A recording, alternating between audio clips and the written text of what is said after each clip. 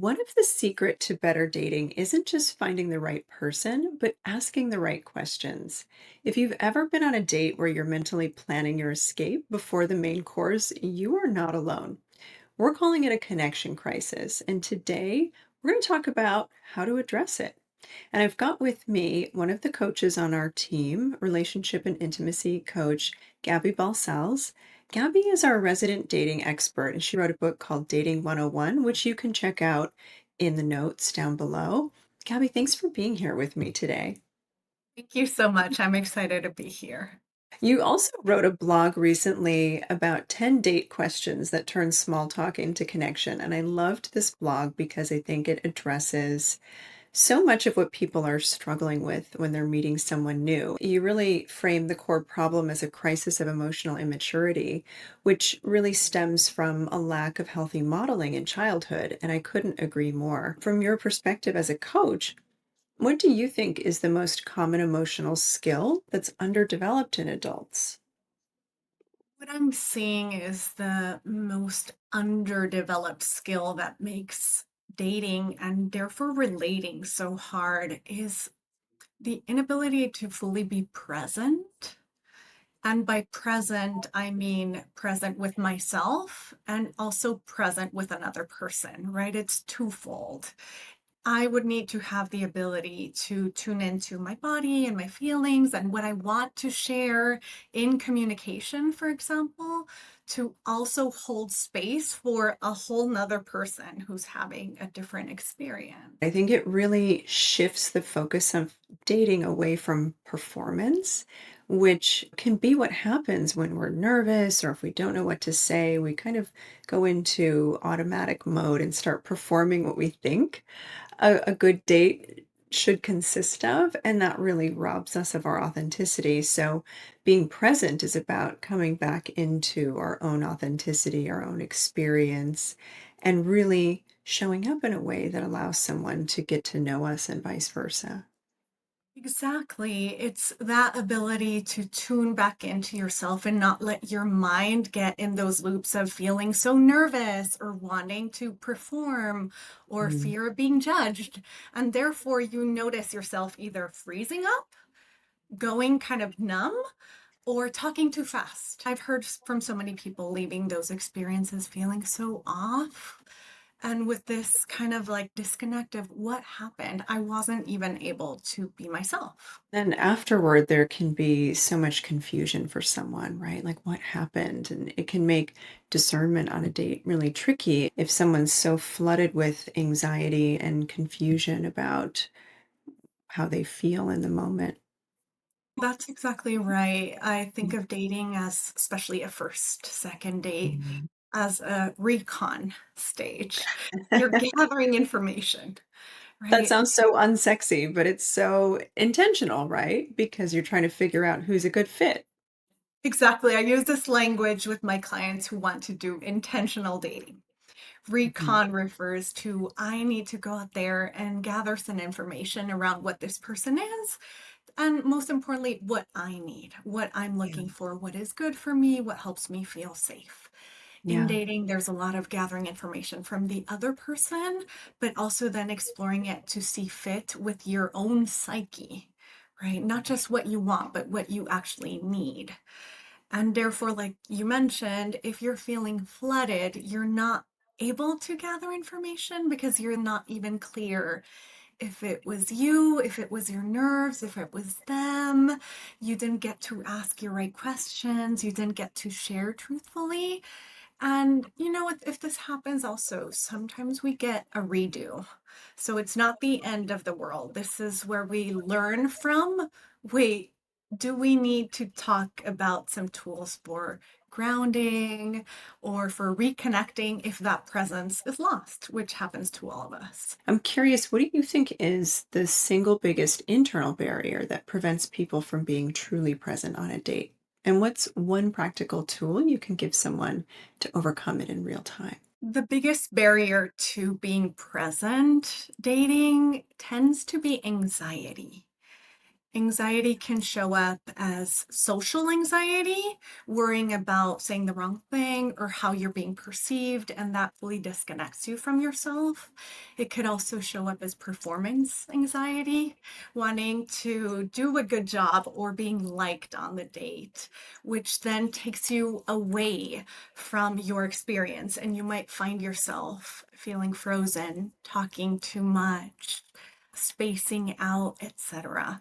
So, one of the practical tools that I offer is grounding. When you notice yourself, which then the pre-step may need to be, what am I like in anxiety? Maybe my thoughts are racing. Maybe I'm speaking really fast. Maybe my body's jittery. When I notice that, can I put both feet on the ground, take a deep breath in, maybe just become aware of the sensation of my body seated at the table, placing hands on my thighs and feeling my body in the chair. Another way to do this is putting both hands on your belly. You can do it under the table on your date, so it doesn't have to be a huge moment. And feel your belly fill up. And this grounding and shifting back into body or breath generally helps us at least sink back in. So it's a way to shift from letting that anxiety go unchecked and kind of like take the driver's seat to stepping back in to me, even if that means taking a beat, taking a breath, taking a drink of water after that. All really great tips, and they're so easy to do that you wouldn't even have to alert your date or anyone around you that you're doing the grounding. It's very portable and can be very discreet. That's really helpful. To that point, you can absolutely do this without alerting your date. Sometimes alerting your date would add to the anxiety. But in psychology, we also have a concept of name it to tame it when we're talking about emotions. So if you know about yourself that this might be helpful to share, you could also share in a very simple way with your date, saying, I'm a little nervous right now. I haven't been out on a date in a while. And maybe that itself helps you release some of the stress, because what happens is you're nervous, then you're trying to act like you're not nervous and you're trying to mask the anxiety, and then that might add another layer. If your date responds in a way that is reassuring or disarming, this could also be a way to see how they react if you're sharing something that's vulnerable. If we fast forward into a relationship, you sharing how you feel nervous on a date is kind of similar than you sharing if you're feeling nervous before a presentation at work or something that feels vulnerable in your life. So it can be a little sample of just how does this person relate to me in this state. It's not a test per se, but it does give you insight into, does this person have capacity for whatever might be my truth in the moment, and how do they show up when I feel maybe not my best? And that's really important information to understand about someone as you're getting to know them and figuring out, are they a complementary fit with you and what your relational needs are. Love that. You mentioned that many of the questions you offered in your blog, specifically like the one about pet peeves or guilty pleasures, are actually intentional to elicit vulnerability in a really low stakes, playful way. Why is this kind of light vulnerability such an important gateway to deeper connection, especially in early dating, as opposed to starting with the heavier or even potentially traumatic stories that you've endured in life? Light vulnerability can be a bridge to more conversation and therefore eventually deeper connection.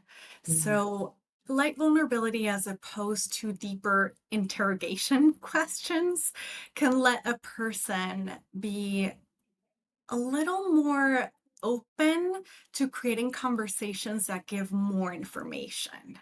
So if we go from a question like, do you get along with your family? Asking someone point blank, that can be an answer of yes or no, but it doesn't give a lot of conversation. And it also invites what I call sometimes a politician's answer. It can be a little hard to know if it's a truthful answer.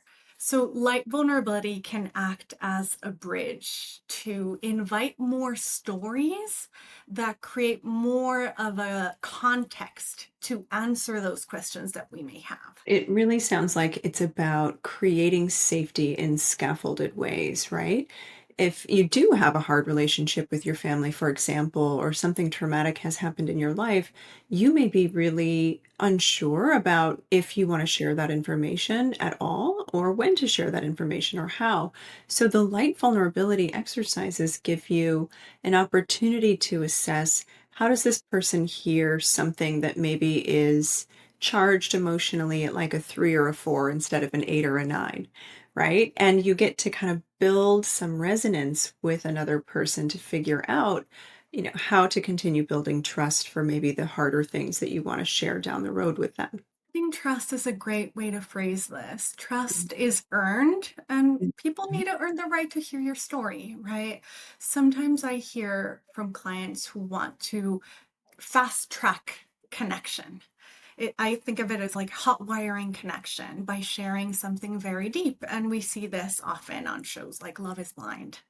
And this can create a connection, it can create a feeling of sharing, but there's not enough of a foundation to hold this, which also opens a question of what if you share something very deep and vulnerable and it isn't received in a way that feels validating or reassuring? That can also be potentially hurtful or Yeah. scary in terms of building some resilience in dating. Absolutely. And it can lead to people feeling a bit of an emotional hangover, right? If they go too deep too fast with someone and they haven't really established that relationship as a space that is a place that they can feel safe in that share. And dating is an experience in which there's a slow unraveling of a whole person, right? Hmm. So, a way to find if there can be that safety is sharing something that feels vulnerable, but still, on a scale of 1 to 10, from a 1 to a 4. And then from there, if it's well received, you would share more. And that's how we go deeper. And one of the things that you really talked about in your blog that I thought was really spot on is that it's not just about finding the quote unquote right person. A healthy relationship is really about learning how and knowing how to build connection and keep connection once you're sitting across from that person. And this is a really important reframe because I think a lot of folks, when they're dating, experience dating as this passive search, right? I'm going to find someone will just appear and they'll be the right fit.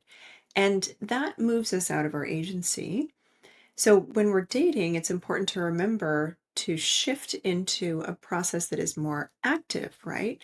And what I mean by that is active in discernment and active in building the connection, taking some responsibility for actually growing the closeness that you will hopefully feel with someone if you're a good match. So, how do you help folks reframe their mindset from, are they good enough for me, to, am I capable of building a connection with this person? One of the ways to reframe this is helping folks zoom out to see that dating is just the first chapter of a whole story, Mm. right? So I think we get so caught up in dating, feeling like this is the journey is done when we meet a person and we commit, right? And the fairy tale of love and dating is also fed to us in that way. And we forget that dating is the first start, but then what you're actually creating is a whole relationship together. So with folks, we zoom out in the mind to extend the timeline as if it's a whole book and not just, this season. And that means that we fast forward. Also, imagine scenarios, right? It's not just, I want to find a person to commit, but if it goes well, this will be the person with who I build this life. Depending on what you want, what would that life look like? This will be the person with who I will move into a house, for example. It would be the parent of my children if you desire to have children. It will be the person by my side through life transitions. And that helps us remember that this is a longer story. And so, therefore, the relationship becomes the intention of, can we co create that life and that relationship with this person in the long term? I think another way to maybe think about it is we're looking at the process of how you co create an experience as opposed to the finish line of the experience being a completed journey, right? In other words, if you're trying to play softball, how does this person help you pick out all the right equipment? How do you communicate about choosing a field? How do you invite the other teams to join in? How do you work together to make that process of playing softball happen? And is that a collaboration that feels good for you? Right? We get so focused on sort of the end game of I want to be chosen, I want to feel like I found my person, I want to just be in this relationship.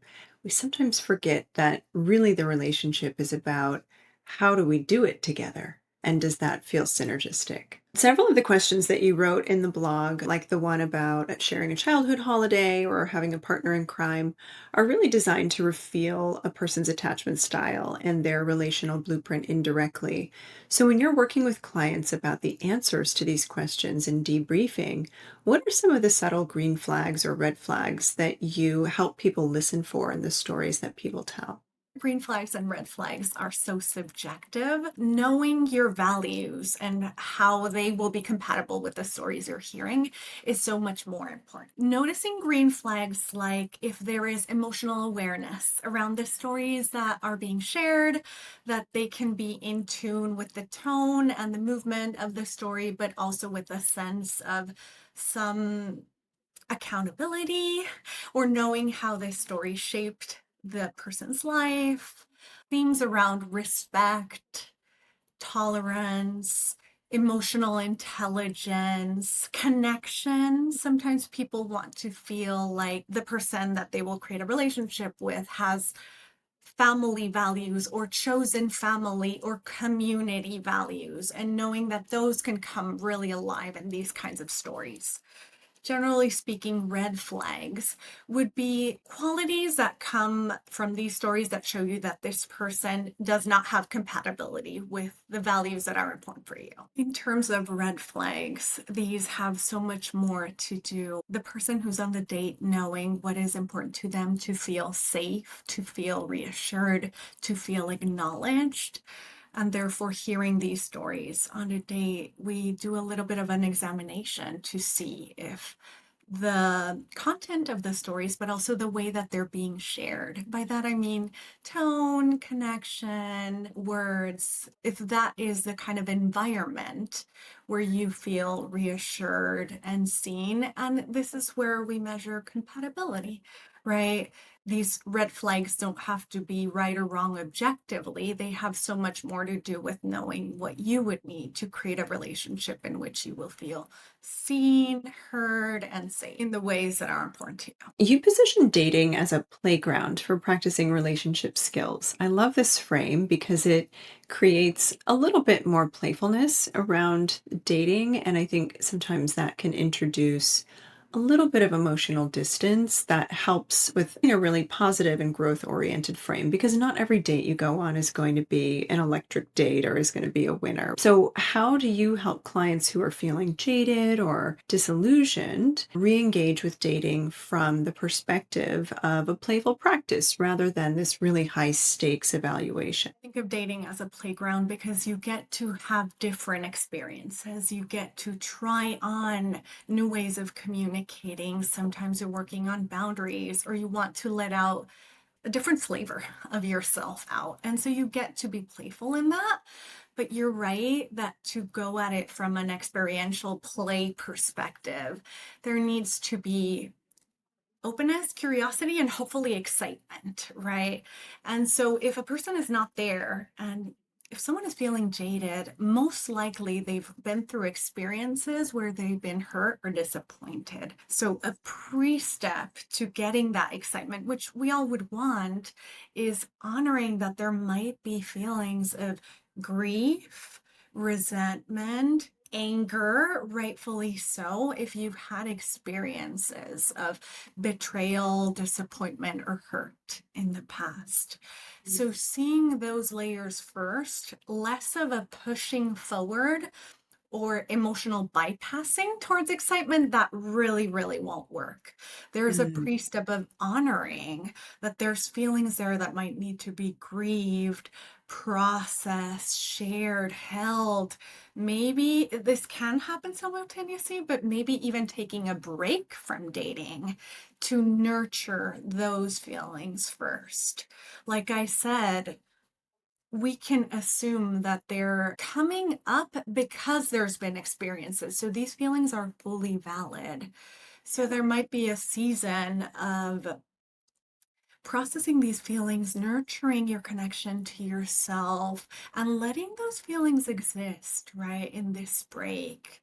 And if we want to move forward, even before dating, feelings like being jaded or feeling protective is really essentially what that is. Moving towards community, friends, even platonic people around you in which you can feel safe to remind the body.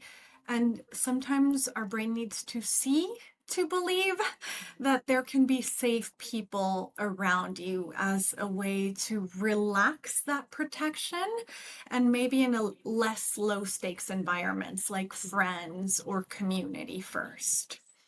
yeah, I love that. It reminds me that a lot of what we're doing on a date is gathering information about ourselves, about the other person, and how we feel in that co created space together. So the playfulness is really about seeking information. And sometimes you get information that stings and maybe feels like a familiar pattern of something that you've experienced already and don't really like, but it's information. And really honoring the feelings that come up around that is important and helpful in homing in future experiences that do feel more aligned. Yeah. Yeah, exactly. So you talk about the pain of objectification and one-sided conversations in your blog. And besides asking better questions, how do you help people, especially those who have felt marginalized or fetishized, to set boundaries and disengage gracefully from conversations that feel emotionally unsafe or immature? I ask these people, what would feel more empowering to you?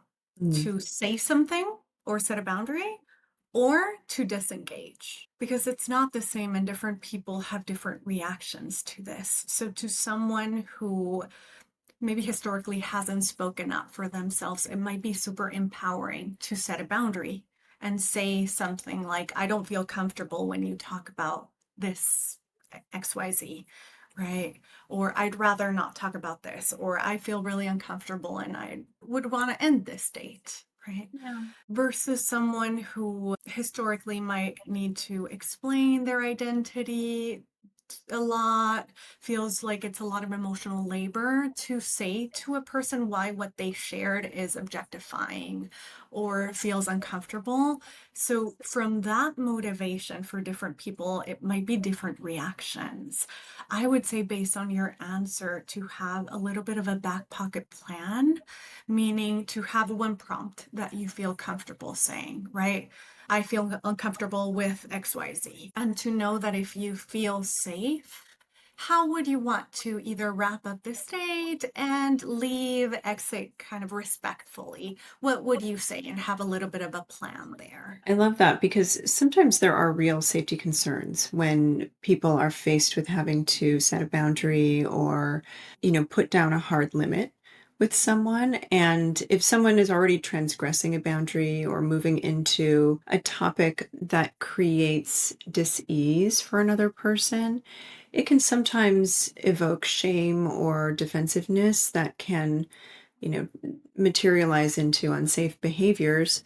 So I think it's really important that if people are feeling unsafe on a date, that even before they go, they have a backup plan or some way to excuse themselves in a way that might um, give them a little more ease, right? We can't anticipate the behaviors of other people or completely prevent other people's behavior, but definitely having a few ideas on how you can remove yourself with ease and with speed if you need to, can be a helpful strategy too.